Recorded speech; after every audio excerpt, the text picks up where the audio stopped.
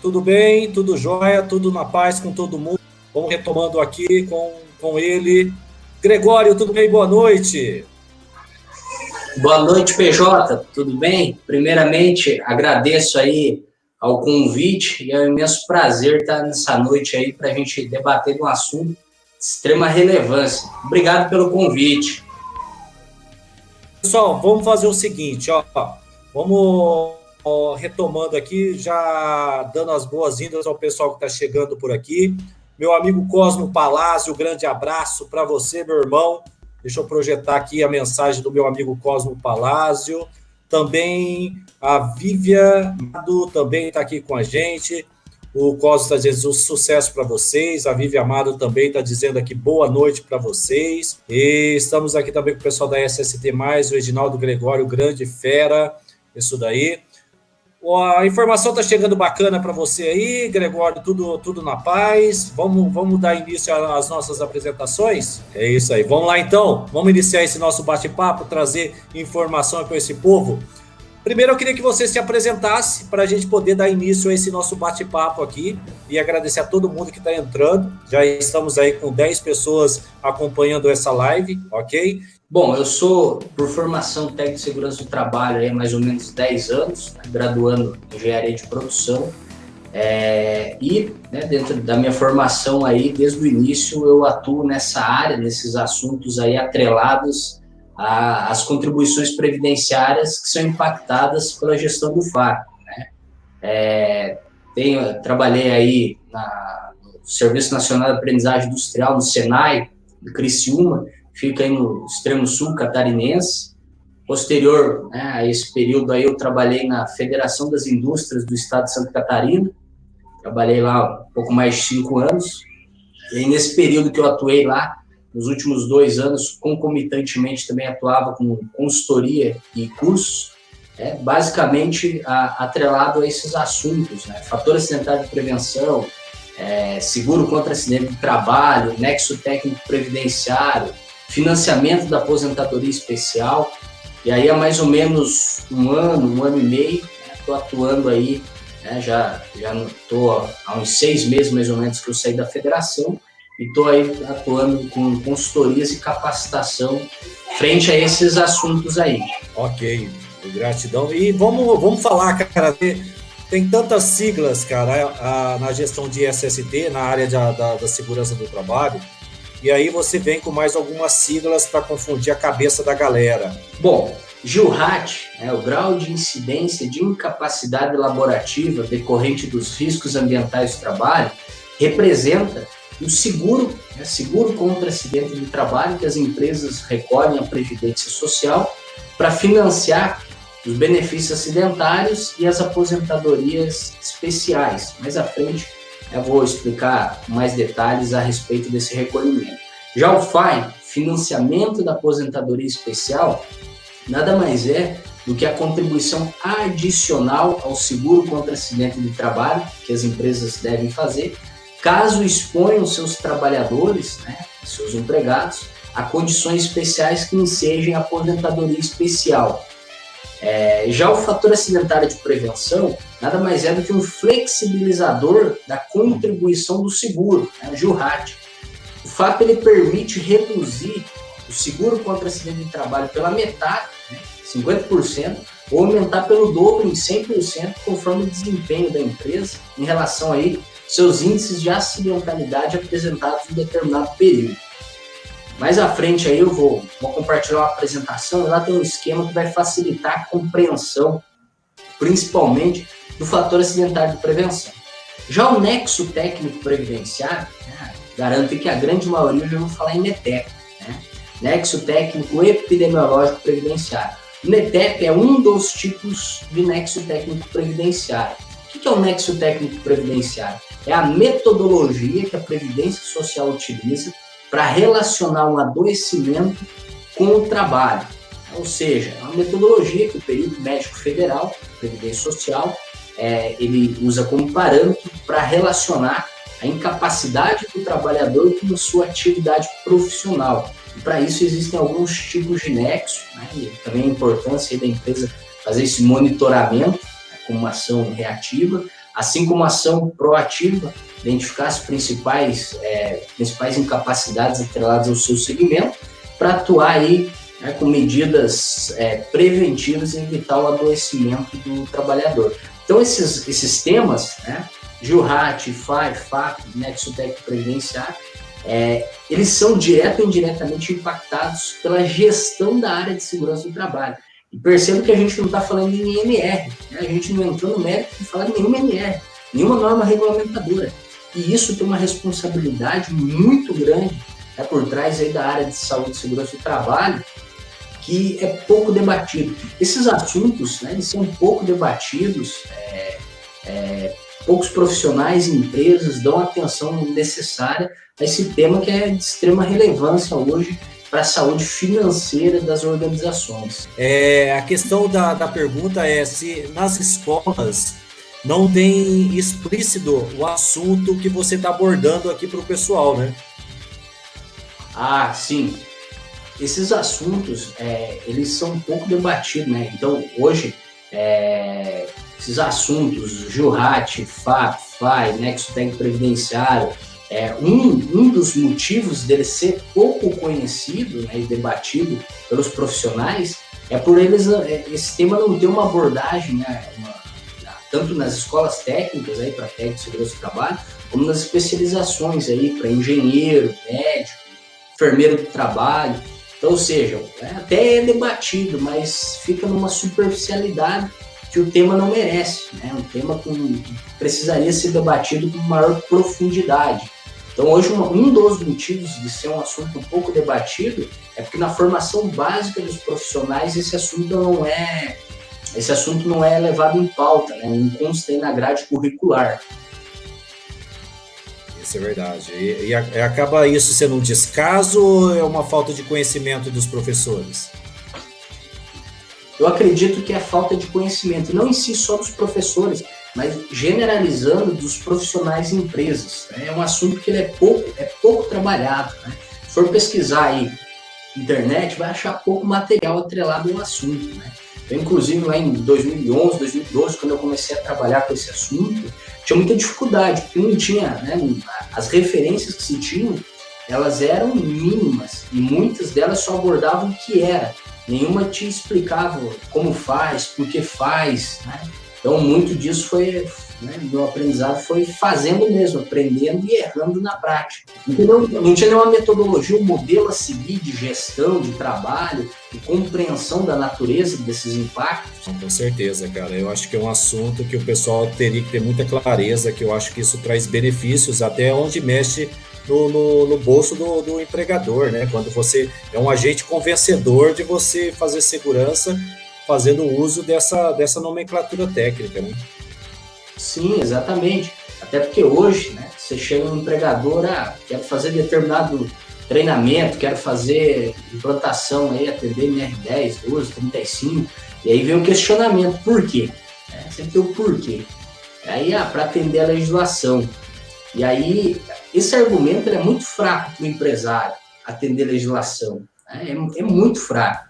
Tanto é que é só conversar com o empregador, com o empresário, para ter noção disso, que esse argumento é muito fraco. E aí, muitas vezes, vai devolver a pergunta, né, ao empresário, dizendo o seguinte, mas qual é o impacto se eu não fizer? E aí não é tangível o argumento, né?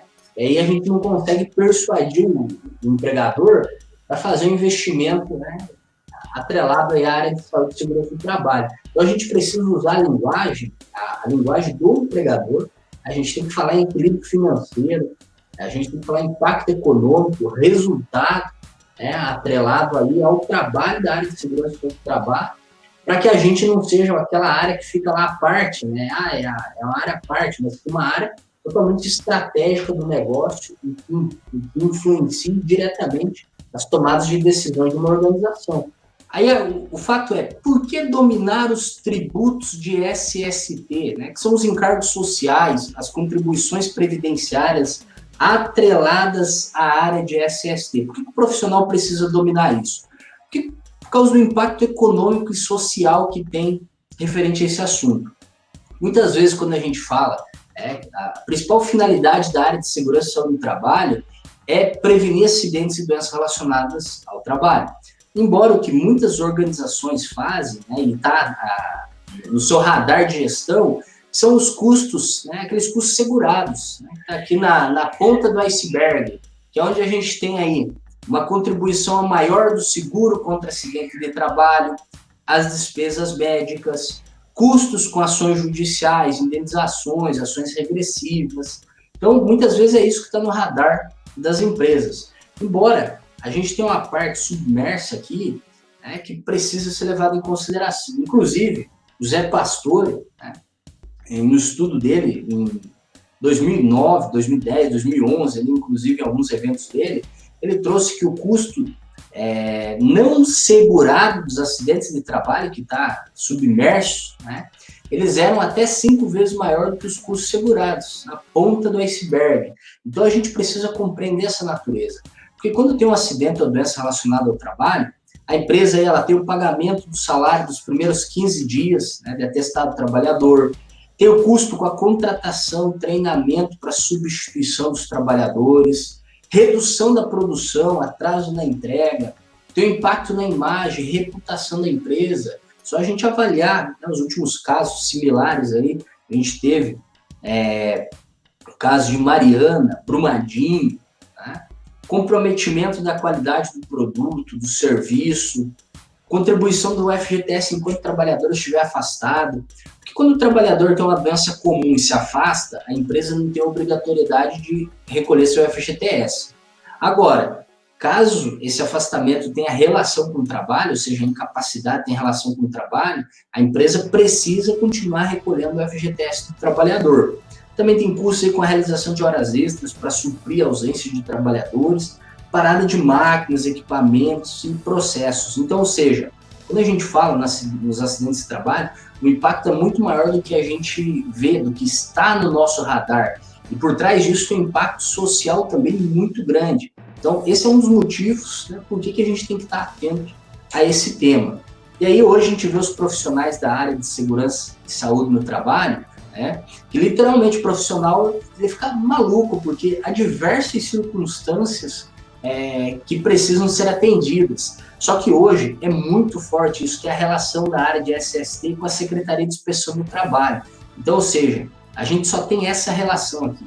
Mas a gente não pode esquecer que o assunto, né, a matéria segurança do trabalho, ela é influenciada, influencia muitas outras esferas, previdência social, né? Então aqui a gente tem aposentadoria especial, incapacidade, né, temporária, permanente, muito comum, né, ser conhecido com benefício B91, 92, 93, 94, né, aí, com base nas suas espécies, auxílio, né, auxílio, doença acidentária, aposentadoria por invalidez decorrente de acidente de trabalho.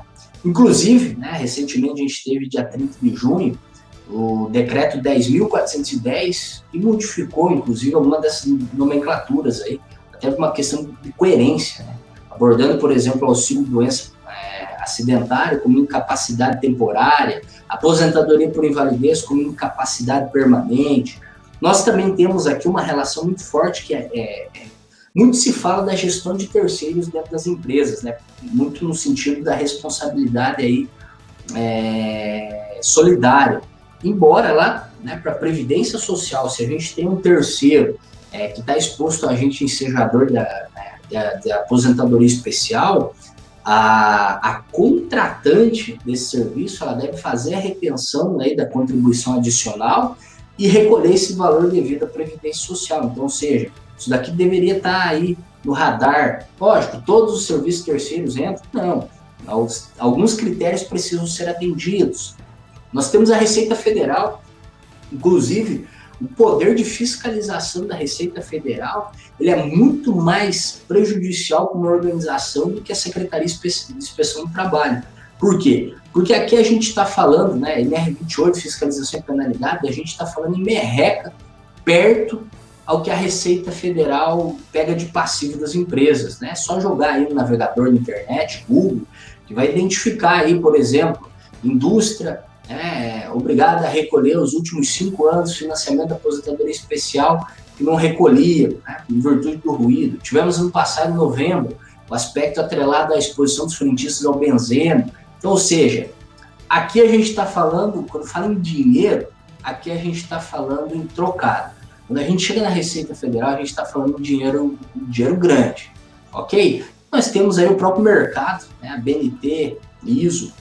O próprio mercado, a empresa ela quer fazer a internacionalização aí, começar a trabalhar com multinacionais de algo do gênero. E o padrão de SST é um dos requisitos que precisam ser atendidos. Então a gente entra aqui num patamar de gestão por desempenho. Nós temos aí todo o aspecto do judiciário, do legislativo, que entra também nesse sentido aí. Vou pegar um exemplo aqui do STF, né? Nós temos lá o regulamento da Previdência Social, o decreto 3.048, que aponta que ultrapassou o limite de tolerância à exposição ao ruído, né? O nível de exposição normalizado de 85 decibéis, faz jus aí à aposentadoria especial. Por sua vez, a empresa tem que fazer o recolhimento, né, do financiamento da aposentadoria especial. E lá também no decreto 3.048 faz que se a empresa adota as medidas de controle estabelecidas pela legislação trabalhista, né, no caso, quando há limite de tolerância, elimina, né, ou nesse caso do ruído aqui, neutraliza com o uso do equipamento de proteção individual. Embora nós temos um agravo de repercussão geral 664-335-2014, que aponta que o ruído, o protetor auditivo, mesmo que considerado eficaz, né, o EPI mesmo considerado eficaz, ele não elimina a condição ensejadora da aposentadoria especial. Ou seja, mesmo assim a empresa deveria recolher, né, os 6% para financiar a aposentadoria especial. Então, ou seja, isso daqui é um tema que é obscuro para as empresas, aí até muitas vezes por desconhecimento, né? Então, a gente se vê, né, profissional hoje da área de SST nesse apanhado de circunstâncias que ele precisa dar conta. E não é simplesmente NR, né, que a gente está aqui, que são atrelados a esse critério de inspeção do trabalho. Nós temos um mundo muito maior do que isso, né? A visão ela precisa ser muito mais abrangente do profissional. E aí, nesse sentido, a gente tem um paradigma que a gente precisa quebrar, que é aquele aspecto de cumprir legislação, né, que é o aspecto tradicional, e o aspecto de SST, não é SST de negócio, é SST com uma visão de negócio, visão business, ou seja, a gente tem que olhar a área de SST como um empresário, como um empregador olha, né, sob o ponto de vista de resultado, de desempenho. Esse é um grande paradigma que a gente tem que criar. Não que a legislação é algo que é insuficiente, que não dá resultado, mas se a gente for avaliar o Brasil, né, ele tem um arcabouço aí de normas, né, técnicas voltadas à segurança e saúde do trabalho muito boa. Muito boa, é só a gente avaliar todas as NRs, normas técnicas da BNT e por aí, né, em diversos dispositivos legais. E mesmo assim, o nosso cenário de acidentalidade e adoecimento ele é muito expressivo. Então, ou seja, só por si só cumprir legislação não é sinal de um bom desempenho, né, de uma excelência na área de segurança do trabalho. Então, esse é um paradigma que a gente precisa quebrar. Porque hoje na área, né, de SST nós temos uma burocracia muito grande. É documento, e pouco é falado sobre resultado, né? Será que a gente tem aí um PPRA, um laudo de salubridade, periculosidade, LTCAT, PCMSO, muito bem elaborado, né, documentado, capa bonitinho, impresso, um software bom, será que isso é sinal de resultado? Na verdade não, eles contribuem. A gente tem que... Esse é o paradigma, quebrar esse paradigma que a gente tem na área aqui e pensar no resultado. E quando a gente fala em resultado... Quebrar o paradigma na sua visão técnica, qual a recomendação? Na verdade, assim, a gente não tem, uma receita, né? Por quê? Porque a gente tem... Isso é um dos maiores agravantes que você pega aí, modelos de documento, modelo pronto, isso, aquilo. Não quer dizer que isso é ruim, mas quando a gente fala em segurança e saúde no trabalho, o modelo, ele prejudica um pouco a atuação da nossa área justamente por isso. Por quê? porque a gente tem segmentos distintos, particularidades distintas, culturas distintas, lideranças distintas, trabalhador distinto. Então, ou seja, não existe uma receita de bolo, né? Mas existe um caminho que precisa ser trilhado. Né? Então, vou dar um exemplo. Cheguei numa empresa, cheguei num cliente, prestar consultoria. Qual o primeiro passo? Né? E aí a gente precisa aprender muito com a área da qualidade. Né? Então, pessoal, é a área da qualidade. Nesse sentido, a gente precisa compreender, cheguei na empresa, a gente precisa saber quais, inclusive isso que eu vou falar aqui agora, as principais referências sobre gestão de SST, elas abordam nesse sentido. Se a gente pegar lá ISO 45001, as diretrizes sobre sistemas de gestão da OIT, que foi inclusive traduzido em 2005 pela Fundacentro. Se a gente pegar aí a BS 8800, OSI 18001, nós vamos ter esse roteiro, que é o que eles chamam, né, como requisito, elemento. E o primeiro desses requisitos, desses elementos, é fazer o quê? O primeiro requisito é a gente conhecer a situação atual da empresa. Então, ou seja, fazer um diagnóstico, ter um panorama da empresa. Por exemplo, quais são os dispositivos legais que precisam ser atendidos e ela atende? Quais são os indicadores de acidentes e doenças ocupacionais? Como é o desempenho dessa empresa relacionado ao fator acidentário de prevenção, se ela for impactada se ela é impactada pelo FAP conforme a legislação aplicável? Como é o comparativo dessa empresa com o segmento? A gente tem hoje aí o Observatório de SST, que é uma excelente ferramenta para contribuir nesse sentido. Entra lá e verifica o perfil de afastamentos, o perfil de comunicações em trabalho. Você consegue ter um raio-x de como é que você está comparado com os demais estabelecimentos, demais atividades, né, da mesma atividade econômica. E aí, nesse sentido, perceba que a gente tem um panorama. A gente sabe qual é o problema e o que precisa ser melhorado na empresa. E com base nisso, o que é que dá para ser feito? Aí a gente entra num negócio chamado planejamento. Né? Então, muito se fala o PDCA, e aí começa a entrar o planejamento. E aí, qual é o primeiro requisito para fazer planejamento? A gente vai aproveitar tudo que a gente fez do diagnóstico e entra 2 outros critérios além disso, que é processo de avaliação de riscos. Eu identifico o perigo, avalio o risco, estabeleço as medidas de tratamento. E aí entra todos os requisitos legais. Então, muito se fala hoje da NR1, lá, GRO, PGR, toda essa roupagem vem de lá. Tanto que a NR1 não é nenhuma novidade, né? A gente tem desde 96 requisitos idênticos do que estão na NR1. Então, diversas empresas já fazem isso, não é nenhuma novidade para nenhuma delas, embora para uma outra parcela, a grande maioria, né, vai ser uma novidade. Só que para a nossa área isso é muito positivo. Então a gente tem todo esse arcabouço, a gente consegue fazer um planejamento. E aí entra um exemplo, metodologia 5W2H. O que nós vamos fazer, por que nós vamos fazer, quando nós vamos fazer, quem é que vai fazer. Né? E perceba que não é algo solto. Você vai dar treinamento vai fornecer EPI, vai dar treinamento de EPI. Não dá para ficar um negócio solto. Você tem que fazer um bom trabalho de avaliação de riscos e chega ali. Por hierarquia, conseguimos eliminar? E aí entra o processo de persuasão. Por que é por que é melhor você eliminar o ruído, por exemplo, de uma indústria, se possível?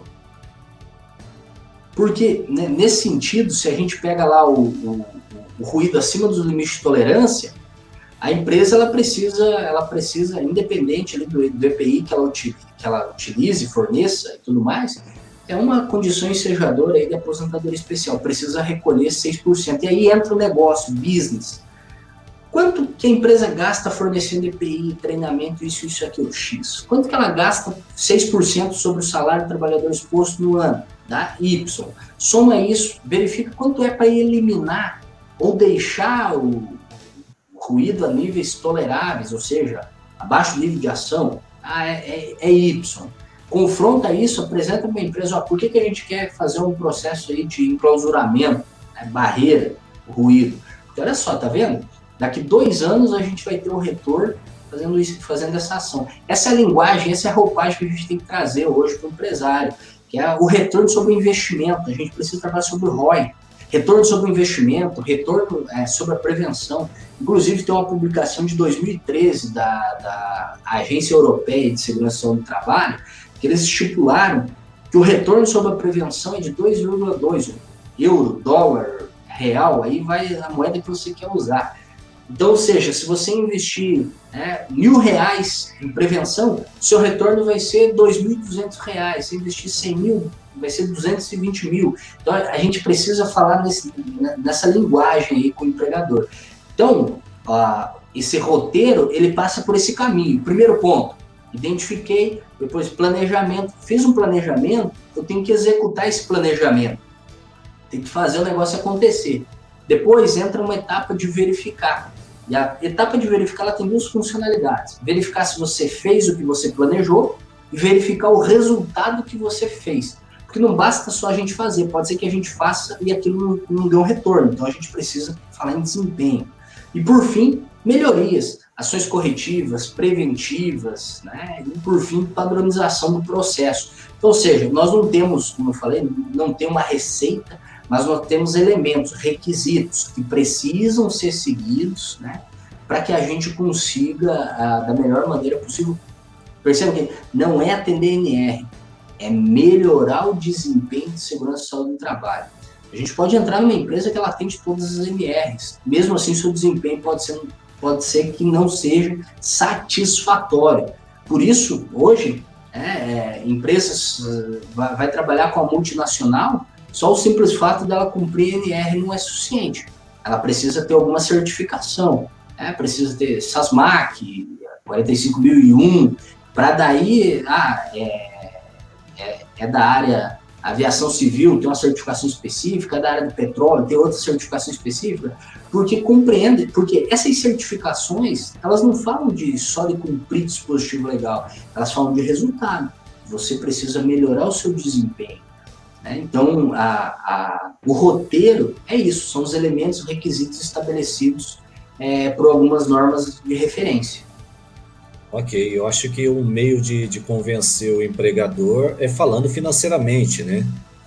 Deixa eu só fazer o som tá saindo legal aí, eu tô tendo uma oscilação de internet aqui na rede, mas eu acho que o conteúdo que você está passando está indo muito bem para a galera.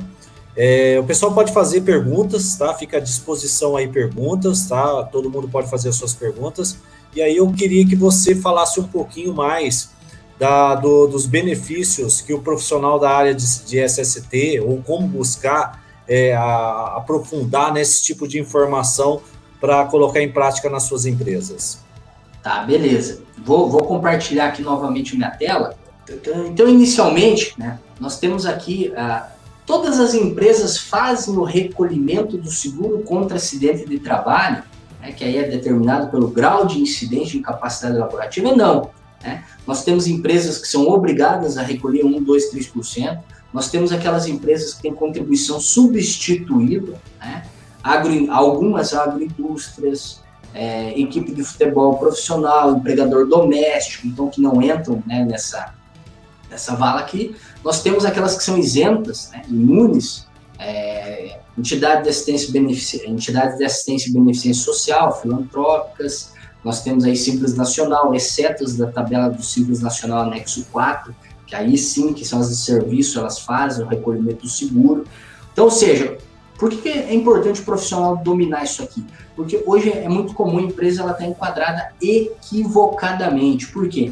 Tem aquela empresa que ela tem que recolher a maior do que ela está recolhendo. Por exemplo, ela está enquadrada lá no 2%, mas deveria estar no 3%. Tem aquela que está no 3%, mas deveria estar no 2%. Então, a gente tem esses dois problemas. A empresa que está recolhendo a maior, então, ou seja, desperdiçando dinheiro, e nós temos aquela que está recolhendo a menor. A mercê de uma fiscalização da Receita, e aí o passivo é dos últimos 5 anos com juros e multa. Então, aqui é um ponto de atenção, né, que os profissionais precisam ter. Quero me aprofundar mais sobre esse assunto, né? Conhecer aí a Lei 8.212, que dispõe sobre o plano de custeio da Previdência Social, tem que conhecer o regulamento da Previdência Social, que é o Decreto 3.048, tem que conhecer a IN 971 da Receita Federal. ok? E ainda, essa contribuição é flexibilizada pelo FAP, Fator Acidentário de Prevenção. Aí o FAP ele varia entre 0,5 e 2, conforme o desempenho, né, da empresa dentro de determinado período. E aqui, né, o profissional, para dominar isso aqui, conhecer aí a Lei 10.666 de 2003, o Regulamento da Previdência Social, que é o Decreto 3048, conhecer a metodologia de cálculo do FAP, que é a Resolução 1329 de 2017. E aí a grande sacada é, o FAP, né, como é que funciona essa variação?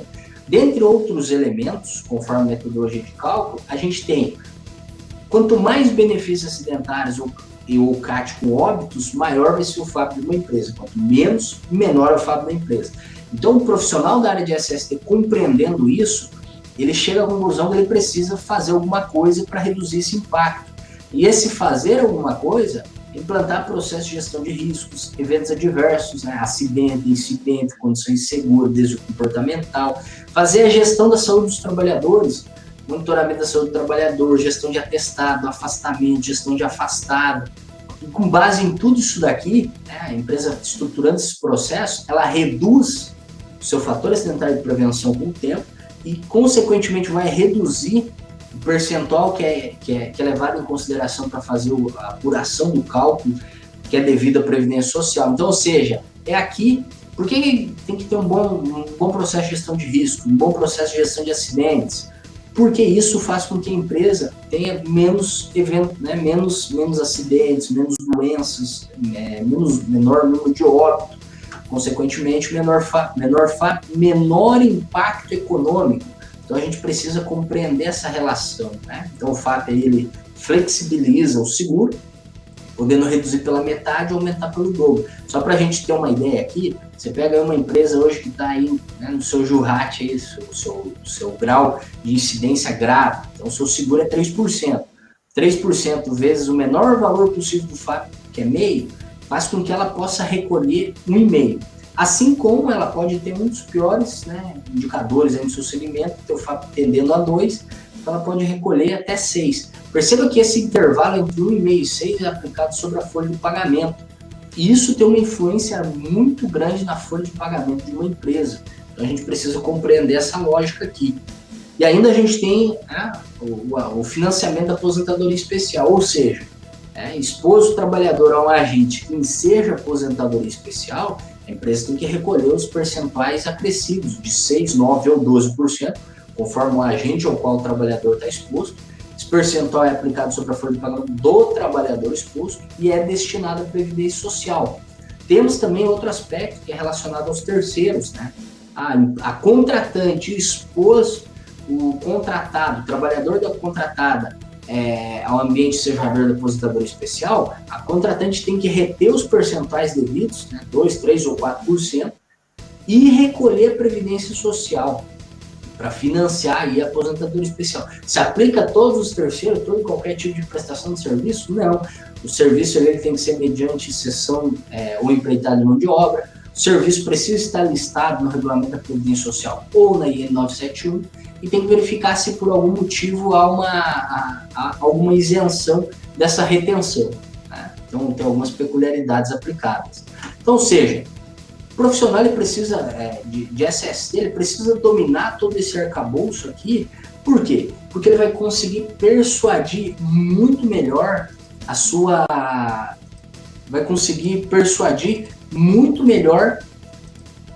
atuação profissional. Uma vez que a gente está falando em dinheiro, a gente está falando em equilíbrio, impacto econômico. Então isso precisa estar no radar do profissional. E qual é o benefício que o profissional vai ter com isso? Se trabalha dentro de uma empresa, valorização profissional, reconhecimento. Se trabalha com consultoria, agregar valor ao serviço que entrega. Hoje as consultorias, na sua maior parte, entrega para o PRA, para o CMSO, laudo de insalubridade, periculosidade, LTCAT. Quando não confunde, né, aposentadoria especial com insalubridade, são coisas distintas, legislações distintas.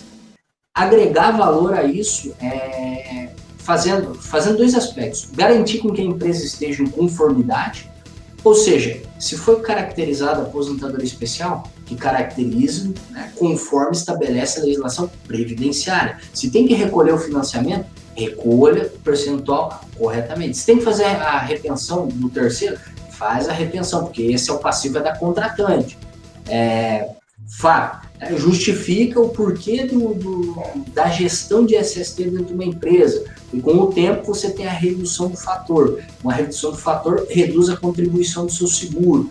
E aí a gente precisa fazer memorial de cálculo, colocar tudo isso na ponta do lápis, ou no Excel, e argumentar o custo que a gente tem da insegurança no ambiente de trabalho e o custo que a gente tem da segurança do trabalho. Então esse é um ponto que a gente tem que dar muita atenção, e ele é muito pouco debatido hoje na área de segurança do trabalho, muito pouco debatido. Então muitas vezes você chega lá, vamos fazer um investimento aqui para compra de EPI, para isso, para isso, para aquilo lá, o empregador, vamos fazer um processo para adequar aqui a nossa estrutura NR35, NR10, 12, NR17, e muitas vezes é aquela, mas por quê? Não tem dinheiro, não tem isso, tem aquilo. E a partir do momento que a gente chega, olha, pela ausência de segurança na nossa empresa, o nosso custo está tanto. Para a gente sair desse custo e chegar aqui, a gente precisa fazer isso. Então, ou seja, a gente vai estar fazendo, a gente vai estar falando a linguagem do empregador. Por que muitas vezes você chega lá... É interessante as pessoas saberem que o coração do dono da empresa não fica do lado esquerdo, nem do lado direito e nem no meio do peito, né? Fica no meio, não fica no posto do colaborador, do dono da empresa, do gestor, né? Eu acho que quando a gente faz esse trabalho que você está recomendando, isso chama prospecção de valores, né? É de você trazer o valor. Olha, o não acidente vai trazer isso de benefício para você. O acidente te traz isso de sequela financeira para ti. É interessante as pessoas, muitas vezes a gente tem que trabalhar com linguagens, a gente brinca muito nos treinamentos, tipo, que é uma linguagem diferente, você conduzir o chão de fábrica e passar segurança para eles e falar, olha, a sua família quer você de volta, se você for com essa mesma linguagem para o cara do financeiro, para o cara da contabilidade, para o cara da gestão do negócio, isso não impacta para ele. Mas aí você começa a colocar isso em cifrão, cara, isso daí é fator de prospecção que o cara fala, não, vamos investir nisso mesmo, a gente precisa disso, né? Eles abraçam a causa com unhas e dentes e ainda te cobra para que você possa estar evoluindo e trazendo benefício para a empresa nesse sentido, né? Não é que não vamos ser hipócrita que o gestor da empresa faz segurança muitas vezes porque a lei pede, para cumprir a NR. Se eles tiverem ciência do benefício que é fazer a coisa com prospecção para que a segurança traga benefício para a empresa, não somente de impacto na mídia, de impacto à família, impacto nisso, também traz um impacto financeiro, né? Dentro daquela pirâmide que você mostrou ali no iceberg ali, com partes grandes dali, o impacto é o financeiro, não tenho nem dúvida disso. E nesse sentido, percebo que a gente não está desvirtualizando a área de SST. Qual é a finalidade da área de SST? Prevenir acidentes, doenças relacionadas ao trabalho. Só que o que a gente está debatendo aqui é para tentar mudar a forma como a gente argumenta isso. Porque a gente chega lá, tem que fazer o quê? Tem que atender a ANR disso, daquilo lá, tem que fazer isso, tem que fazer aquilo lá, mas por quê? Porque eu posso ter acidentes, eu posso ter doença. Aí o empregador, mas qual foi o acidente que a gente teve? Quando que a gente teve uma fiscalização? Qual foi o impacto da fiscalização? Então a gente precisa virar essa chave e falar o seguinte, a gente precisa fazer isso. E aí vai vir a pergunta, por quê? Porque isso vai aumentar a produtividade, vai fazer isso, vai fazer aquilo. E assim, não é tão difícil fazer isso, a empresa tem alguns dados mínimos. Chega na empresa, teve quantos acidentes nos últimos 3 anos? A X. Quantos atestados apresentados por esses acidentes? Né? Y. Quantos dias deu? Tanto. Quantas horas dá? Tanto. Qual é o salário que deu? Tanto. 1 mais 1, 2, você já tem um custo. Aí precisou fazer hora extra? Precisou, porque não é comum, no período tem que fazer. Tá aqui. Quanto custa fazer a substituição do empregador? Vai no RH, o RH sabe disso. Falar para vocês, por baixo, você substituir um empregado hoje numa empresa, é 2 conto, 2 mil. Coloca tudo isso na ponta do lápis, depois vem mais o fato, que aí é o dinheiro grosso do negócio, e apresenta, tá aqui. Então a gente precisa falar mais, tangibilizar a nossa área, né? Não pegar e trazer argumentos soltos que não são objetivos. A gente tem que tirar a subjetividade do negócio e ser objetivo. Edivaldo, e tem uma tirada muito grande que as pessoas da nossa área de SST, existe uma barreira, vamos dizer, paradigma, que as pessoas da área de SST, técnico de segurança, não gostam de números. Um agente convencedor a um empregador são dados numéricos, enfim, você falar de número para o cara. Olha, quanto de dinheiro, quanto de perda de produção. Cara, você tem que comparar. E esse comparativo que você deu, que a gente tem muitas vezes aprender com a área de contabilidade, com a área de qualidade, né? A gente tem que aprender com a área financeira, a gente tem que aprender com a área de compras, a gente tem que aprender na área financeira, na área fiscal. Isso tudo é benefícios. Vamos trazer algumas perguntas dos internautas que estão participando aqui. O Gutenberg Martins está fazendo a seguinte pergunta: professor Edivaldo, é possível uma empresa fazer o recolhimento da aposentadoria porque o contador que conhece a legislação, contudo, essa ação está sem previsão no LTCAT? Qual é a possível penalidade aí? Bom, um abraço, Gutenberg, obrigado pela pergunta. Aí pode ser vários cenários. O contador recolhe porque é devido perante a legislação mesmo, e o LTCAT não faz essa previsão, porque o LTCAT foi equivocadamente elaborado. E aí vamos lá, qual é a penalidade? Não tem penalidade, né? Mas aí perceba que a gente tem o sentido que a empresa está recolhendo, mas lá no seu laudo, porque o recolhimento ele tem que ser pautado no quê? No laudo. Não é o inverso, é o laudo que baseia o recolhimento, né? Então, ou seja, o contador vai lá e recolhe, mas não está no laudo. Então, ou seja, vai ter alguma fiscalização na empresa ali e tal, dificilmente vai ter uma fiscalização que vai apontar, por que você está recolhendo? O inverso é mais factível, né? Por que não está recolhendo? Mas está recolhendo. E isso é o que importa principalmente para a receita, o dinheiro entrando. Mas perceba que aí a gente tem um passivo, isso é muito comum. A empresa recolhe, e aí o trabalhador espera que o trabalhador, né, consiga essa aposentadoria especial, chega lá com o LTCAT está apresentando que não tem a condição especial. Então, ou seja, o trabalhador não vai ter direito algum. E aí, nesse sentido, né, às vezes o contador está lá, pode acontecer também equivocadamente, recolhendo não precisaria, né? E aí você tem um problema muito sério. Vou usar como exemplo aqui. No final do ano passado, em novembro, no Brasil tem pouco mais de 40 mil postos de combustíveis. Um pouco mais de 5 mil receberam a notificação da Receita. Por quê? Porque não faziam o recolhimento do financiamento da aposentadoria especial, 6% em decorrência da exposição do frentista ao benzeno. Não vamos discutir aqui se é ou não é, vamos porque está na legislação. A legislação aponta, o benzeno está lá na LINAC, cancerígeno, ensejador da aposentadoria especial, a empresa tem que recolher.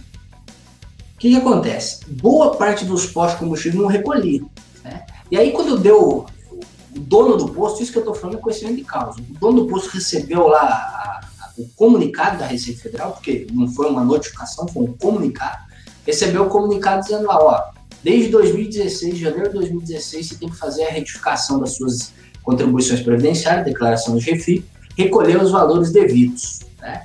Até dia 15 de janeiro, sem juro e multa.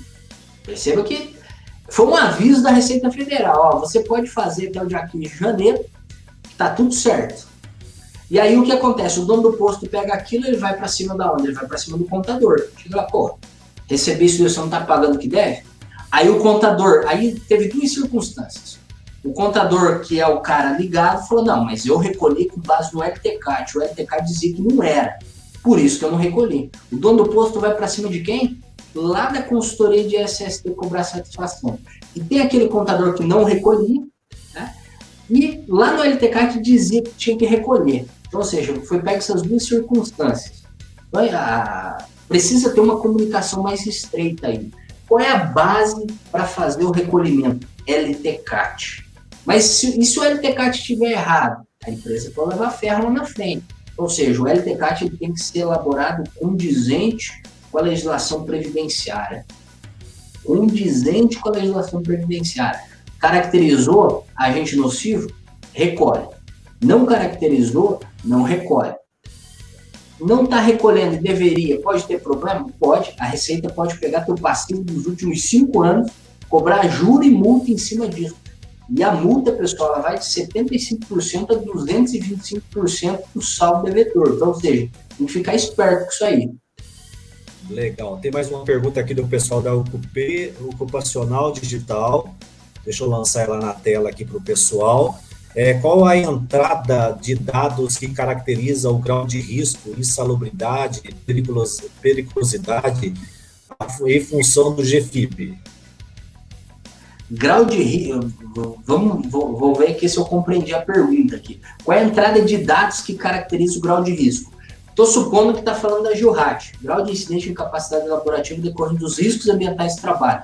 Qual é a entrada? Atividade preponderante. Não é principal, não é secundária, esquece NR4, esquece o cartão CNPJ da empresa. Atividade preponderante. O que é atividade preponderante? É a que ocupa no estabelecimento o maior número de empregados. Vou dar um exemplo aqui. Pega um supermercado. O que é comum nas redes de supermercado? Você tem loja 1, loja 2, loja 3, loja 4. Você tem centro de distribuição, centro administrativo. Se você pegar o cartão CNPJ de todas elas, a atividade principal vai estar lá, comércio varejista de produtos com predominância, né, de alimentos. Vai pegar lá atividades secundárias, vai ter lá padaria, açougue, hortifruti e um caminhão de coisa. O que é que pauta o recolhimento lá 1, 2 ou 3%? É a atividade preponderante, aquilo que efetivamente acontece no estabelecimento.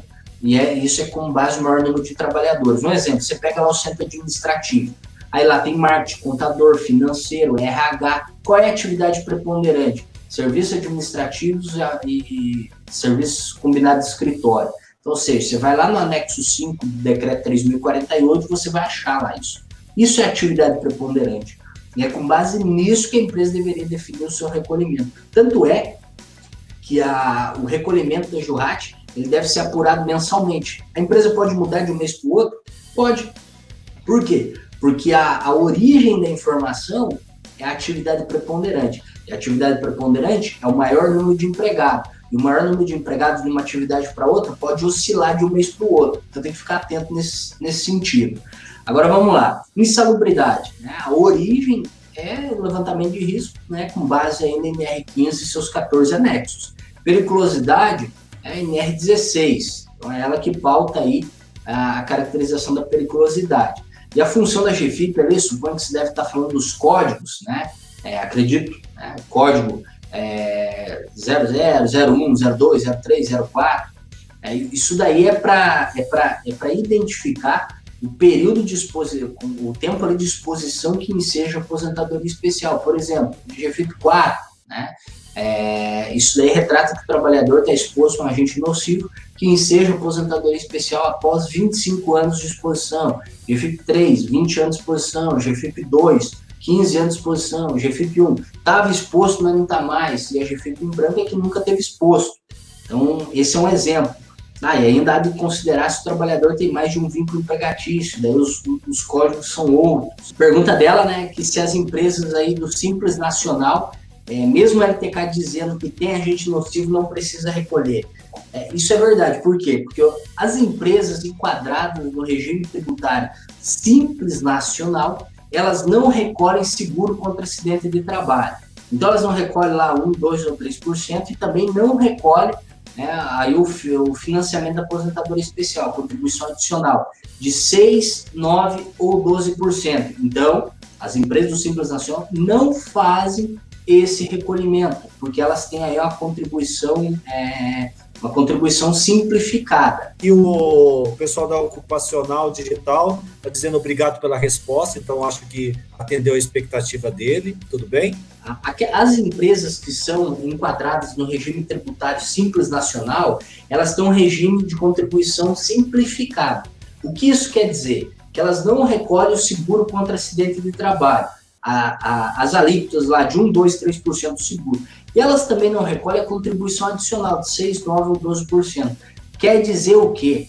Que a empresa, né, tributada pelo regime Simples Nacional, mesmo que o LTCAT diga que é aposentadoria especial, não precisa recolher.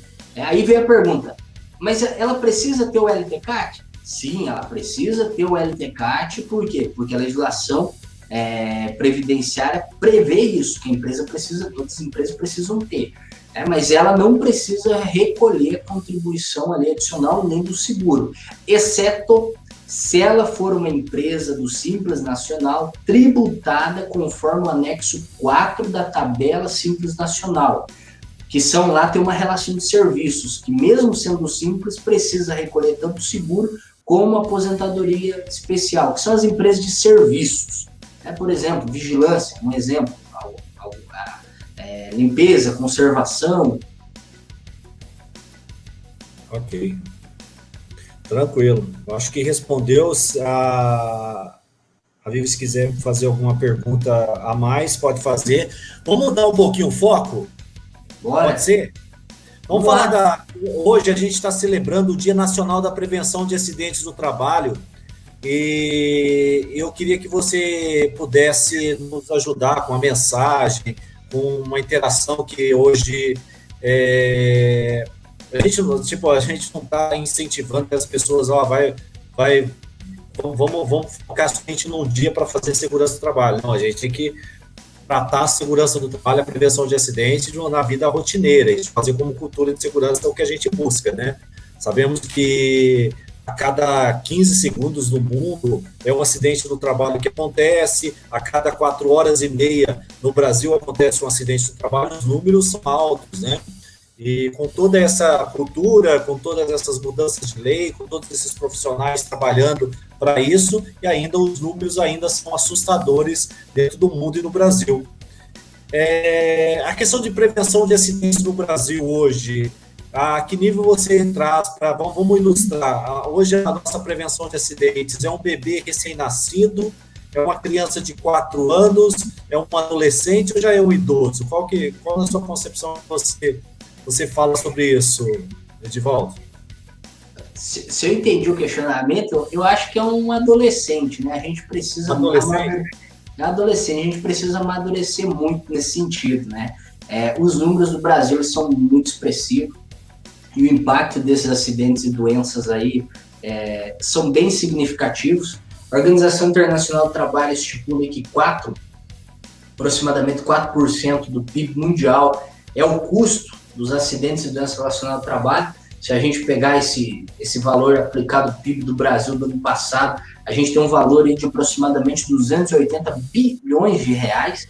Só para ter uma ideia, então o custo dos acidentes e doenças relacionadas ao trabalho do Brasil tem um custo aí de 280 bilhões de reais, então, ou seja, é um valor muito expressivo, né? A gente precisaria ter essa noção, né? Então por isso que eu abordo, né? A gente avançou muito, embora a gente precise avançar muito mais, né? E a gente só faz isso, né, queira ou não queira, com informação, conhecimento e trabalho, né? Então, queira ou não queira, esse momento até que a gente teve aí de pandemia foi bacana, porque teve muita live, muito conteúdo, e isso deu para trazer muita informação aos profissionais. Agora o que a gente precisa fazer é transformar essas informações em ação para a gente porque o profissional de segurança do trabalho, apesar de a gente estar falando aqui custo empregador, custo, benefício, equilíbrio financeiro, o profissional de segurança do trabalho é o equilíbrio de uma balança, onde de um lado você tem a empresa, do outro lado você tem o trabalhador. E o profissional da área de segurança do trabalho, ele é o profissional que ele garante o equilíbrio dessa balança, né? Então, a gente tem que ter essa noção aí que a gente tem uma responsabilidade dentro dos ambientes de trabalho muito grande. E a gente precisa, não basta a gente saber dessa responsabilidade, a gente tem que agir como tal.